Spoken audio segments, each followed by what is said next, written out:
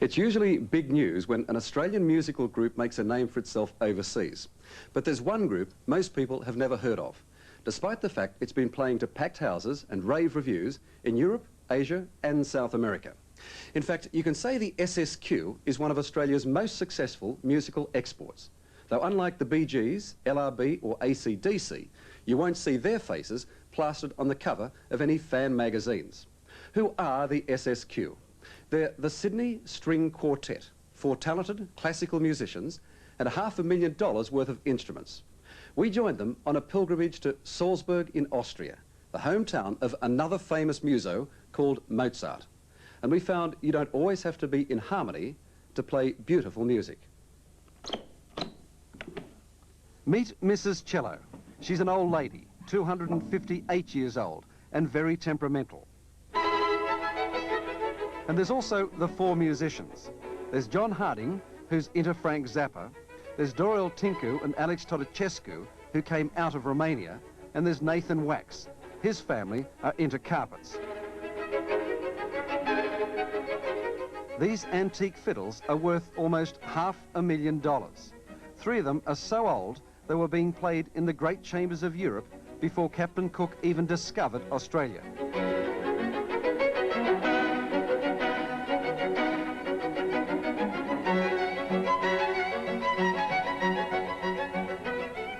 They dress down for this Sydney rehearsal. Usually it's tie and tails.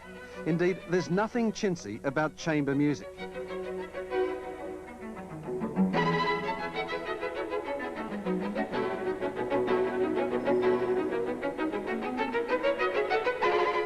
And when you're talking Mendelssohn and minuets, it's not just the instruments that are highly strung. Let me make an observation and correct me if I'm not right. But it seems that you play together and you play beautiful music, but you don't really get on together. You don't especially like each other. That's very difficult to answer. We know some today. We've seen some in Australia just last year. Very famous groups who simply will not spend any time with each other. So we're a step ahead of that. We still talk to each other. We still travel, stay in the same hotels, often eat meals. I mean, that kind of thing is quite unusual. The proof, if you like, is in the pizzicato, the way they pluck the strings. The SSQ must be doing something right, though, because the Europeans keep calling them back to play the kind of music that Europe, after all, invented. But they've never tried to crack Salzburg before. For the SSQ, that will be the test. Get some of that in extension. So, with Mrs. Cello safely strapped in her own seat, they're going to give it a shake. Yeah. Snug as a bug in the rug. We didn't try to be trailblazers, but naturally we have been. The field of chamber music has this kind of holy aura about it, and having to get through all that kind of, in many cases, snobbery has meant that we've had to go out as the first people into the wilderness.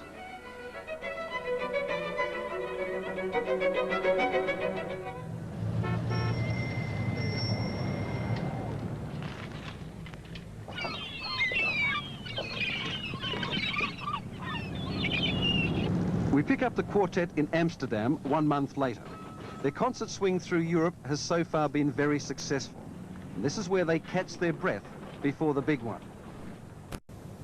Amsterdam is one of the great European cities, of course. It's one of the places where we had our first real break. So we come back here as a kind of repayment to the Dutch.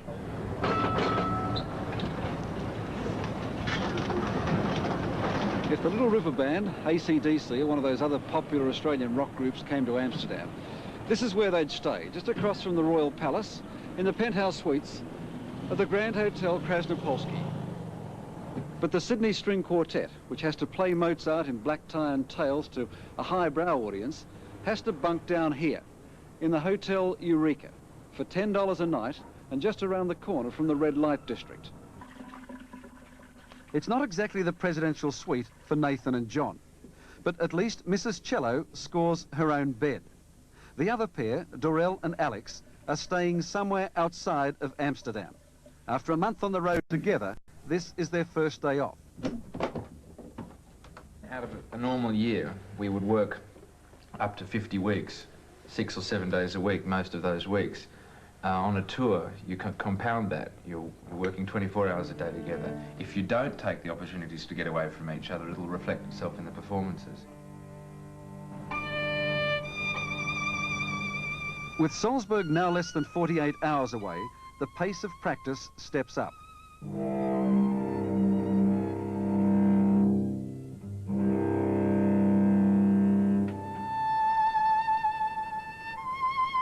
The essence of playing quartets and rehearsing is that you have to end up polishing such tiny details of the music that you can easily lose sight of the whole perspective, and you could sort of murder somebody over one tiny quaver of a note.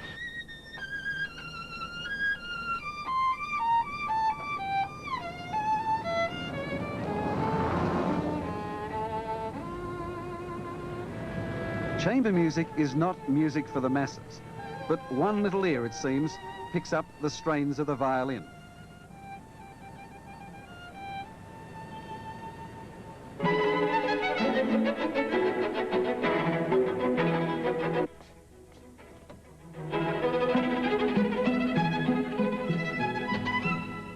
Back together once again, the quartet is cutting a record for Dutch National Radio. I'm afraid we have to do it once more, because here it was not quite as beautiful we had the first take. It's their last rehearsal. Here, they can afford a second take. Just start from letter E, yes? Oh, yes. Please? Yeah. Salzburg is next, where only perfect music can be heard.